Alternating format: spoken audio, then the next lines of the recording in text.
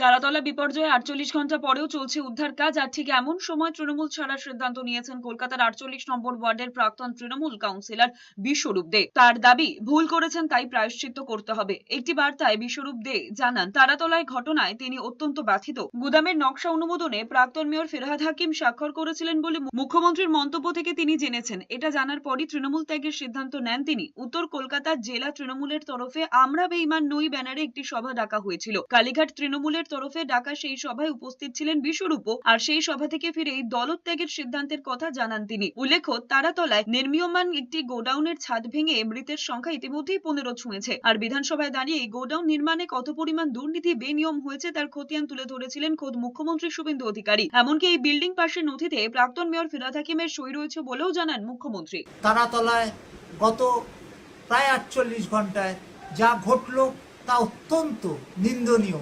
আমি যে দলের তৃণমূল কংগ্রেসের প্রতিনিধিত্ব করেছি কলকাতা পৌরসভায়, সেই দলের গাফিলতিতে মাননীয় মুখ্যমন্ত্রী বলেছেন যে তৎকালীন মহানাগরিক স্বাক্ষর করেছেন যে প্ল্যান অর্থাৎ নকশা মঞ্জুর হয়েছে তা ত্রুটিপূর্ণ এবং যার ফলে এতগুলো নিরীহ মানুষ প্রাণ হারালো। এই ব্যথা সহ্য করা যায় না। আমি তাই সিদ্ধান্ত নিচ্ছি যে তৃণমূল কংগ্রেস আর করা যাবে না, আর করবও না।